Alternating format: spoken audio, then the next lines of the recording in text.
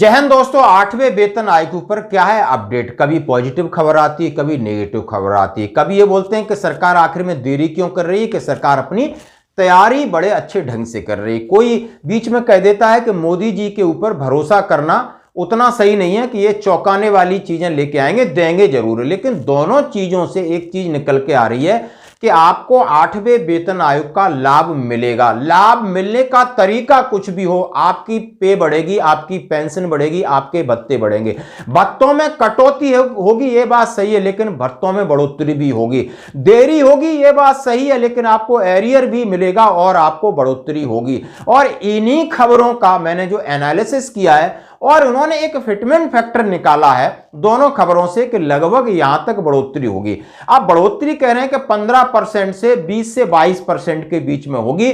और सरकार ये अपना मन बना चुकी है। सरकार ये पहले अपने बजट को देखती है, लोगों की रिक्वायरमेंट को देखती है और समय को देखती है कि आखिर सरकार का समय कैसा चल रहा है, यानी सरकार किस कंडीशन में है। और कंडीशन का मतलब है कि सरकार को 2029 फतेह करना है, जैसे कि कांग्रेस ने भी एक्सीलेटर दबा रखा है।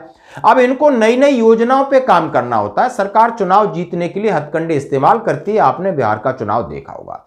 अब जो प्रिंट मीडिया है इस तरीके का एनालिसिस करके लाइए, आखिर वो एनालिसिस क्या है, उसके अंदर से कौन सा फिटमेंट फैक्टर निकल के आया और उस फिटमेंट फैक्टर से भाई हमें कितना फायदा होने वाला है। ये ब्लैक एंड व्हाइट में जो चीजें चल रही हैं रोज आती।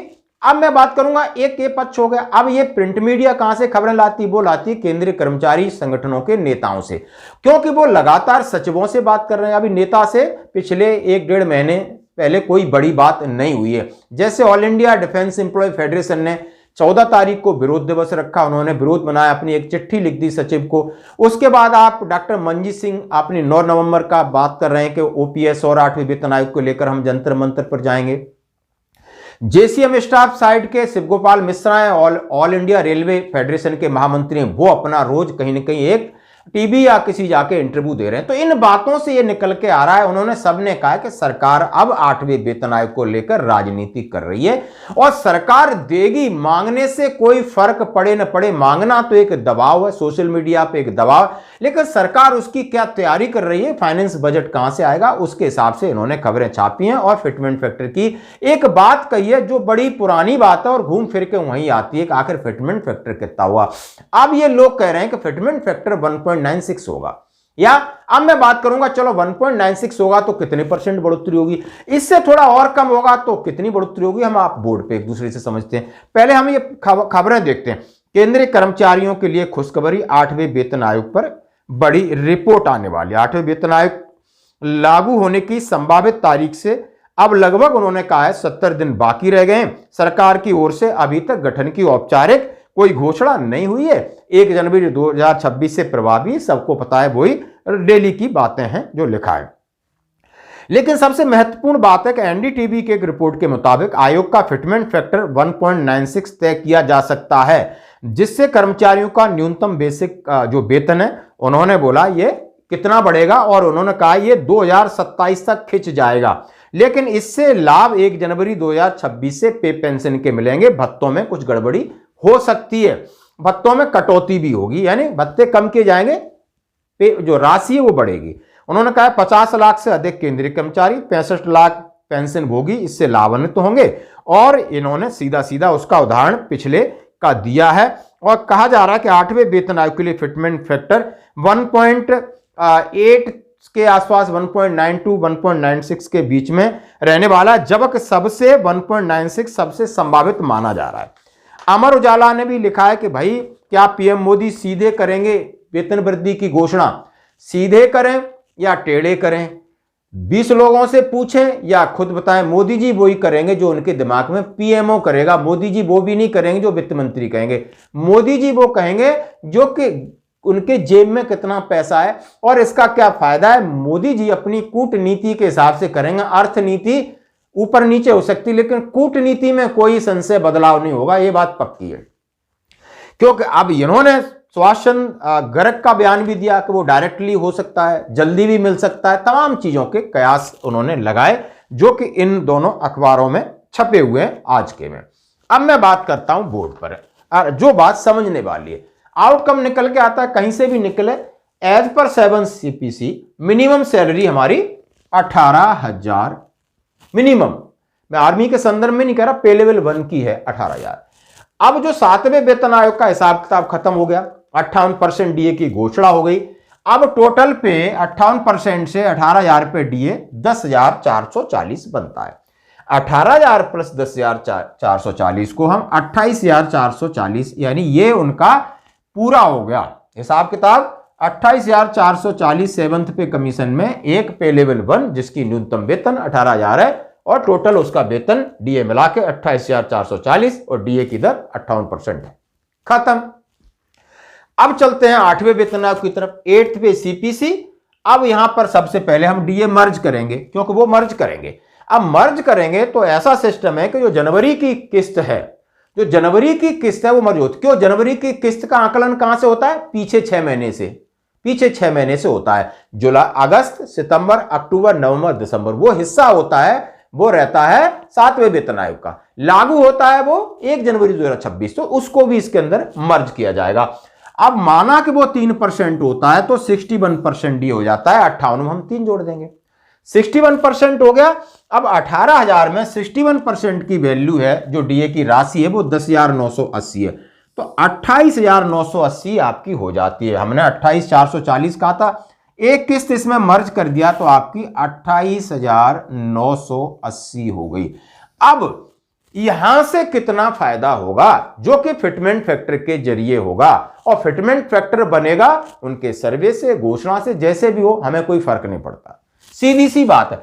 अब मैं बात करूं, यदि 15% सरकार हमें सीधी घोषणा करती है, मान लो पीएम सीधी घोषणा कर देते हैं, सीधी घोषणा में कहा कि चलो सबका 15% बढ़ाओ, 20% बढ़ाओ या 22% बढ़ाओ, इसके आसपास ही ये बढ़ाएंगे, नोट करके रख लेना। अब इन्होंने सीधी घोषणा करते हैं तो 15% से हमें 1.85 का फिटमेंट फैक्टर मिलता है, 20% से हमें 1.93 का फिटमेंट फैक्टर मिलता है, और 22% से 1.96 का फिटमेंट फैक्टर है, जिसकी आज के न्यूज़पेपर जितने हैं, एनडीटीवी की रिपोर्ट्स हैं, जितने रिपोर्टर्स हैं, अपनी अपनी इसके ऊपर गौरव गाथा गा रहे हैं। अब फिटमेंट फैक्टर कैसे 1.85 निकाला? तो 161 आपको 61% डीए से मिल गया था, 61% आपका डीए था तो 161 मिला, और 15% इसमें बढ़ोतरी हुई थी तो 24 का फैक्टर निकला, 24 प्लस 161 आपका 185 आया, 185 का मैंने जो फिटमेंट फैक्टर आपका आ गया 1.85 आ गया, तो ये मैंने 1.85 निकाला। इसी तरह 20% से आप जो वैल्यू निकालोगे 161 इंटू 20 डिवाइड बाई 100, और जो निकलेगा उसको आप 161 में ऐड करोगे तो 1.93 निकल जाएगा। इसी तरह 1.96। अब मानते हैं कि इन फैक्टरों से जो हमारा 28,980 है, इसमें कितना उछाल होता है? मान लो 18,000 था, क्लियर है, 15% इंक्रीज होता है, 1.85 का फैक्टर होता है तो 33,300 कितना होता है? 33,300। बढ़ोतरी कितनी होती है? 4,320 की, यानी एक छोटा सा 18,000 बेसिक पर सीधी 4,320 की बढ़ोतरी होती है जब 15% बढ़ता है।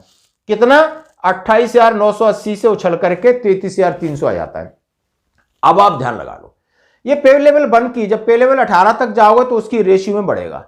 सपोज करो मैं मिनिमम बताएं, अब मैं बात करूंगा 20% बढ़ता है तो 18,000 गुणा 20% यानी 1.93 का फैक्टर, जिससे 34,740, 34,740 पर बढ़ता है 5,760, 5,760। आप समझ गए? ये रिलायबल फैक्टर, ये फैक्ट है, ये हवा में नहीं है, 2.86 3 पॉइंट फलाना डिगना कुछ नहीं है।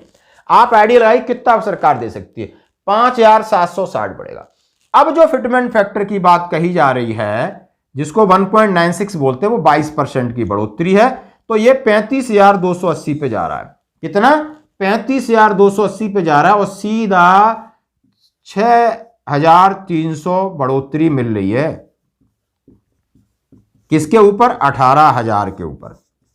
अब 18,000 के ऊपर, जो कि इसके अंदर 61% डीए मर्ज होने के बाद 6300, 6,300। अब आइडिया आप लगा लीजिए कि सरकार इससे ज्यादा क्या दे सकती है, इससे ज्यादा दे सकती है। अब इस हिसाब से यदि हम आर्मी के पेंशनर हैं, आर्मी के जवान हैं, वो अलग बढ़ोतरी का हम बात करेंगे। लेकिन इसके साथ ये बेसिक पे हो गई। अब जो मान लो फौज वाले तो हैं, अभी इसमें पे लेवल 1 में आने, एमएसपी भी बढ़ेगी, उसमें भी आपका फिटमेंट फैक्टर होगा, आपके अलाउंसेस ये हैं ये बढ़ेंगे, सारी चीजें बढ़ेंगी। तो ग्रॉस बढ़ोतरी ये 6300 नहीं है, ये ग्रॉस बढ़ोतरी, उसमें से लगभग 25% और ऐड कर लो जो सर्विंग है रिटायरी के लिए, तो फिर ऐसा ही होगा। तो दोस्तों ये इस तरीके का हिसाब किताब रहने वाला है, चाहे आयोग बने, चाहे अध्यक्ष बने, टर्म्स ऑफ रेफरेंस बने, सरकार ने वही देना है और सरकार अपने हिसाब से देगी। कि मैंने कहा है कि यानी प्रधानमंत्री जी के मन की बात है, मन की बात है। जैसे जीएसटी में उन्होंने जीएसटी काउंसिलिंग की बैठक नहीं हुई, उससे पहले घोषणा कर दी 15 अगस्त को, और जीएसटी में 2 स्लैब होंगे उन्होंने अपने आप बता दिया। अब जीएसटी काउंसिल की कोई भी बैठक नहीं हुई थी उससे पहले, उनने अपना स्टडी पीएमओ में बैठे हुए उनके जो सलाहकार हैं उन्होंने बताया कि ये काम करना है और इससे फायदा होगा। अब फॉर्मेलिटी के लिए फिर जीएसटी काउंसिल की बैठक हुई, उनको पहले बता दिया आपने ये काम करना है। ऐसे ही कि मैं क्यों कह रहा हूं, दिल्ली का चुनाव था 30 मार्च को, 31 जनवरी को घोषणा होना था और टैक्स स्लैब की भी घोषणा हुई और 8वें वेतन आयोग की घोषणा का पूरी तरह प्रेशर मीडिया में पूरा हल्ला हो गया था। मोदी जी ने 16 जनवरी को भी अपने ब्रॉडकास्टिंग मिनिस्टर को बोल दिया, आप मुंह से बता दीजिए 8वां वेतन आयोग, घोषणा मोदी जी ने कर दी।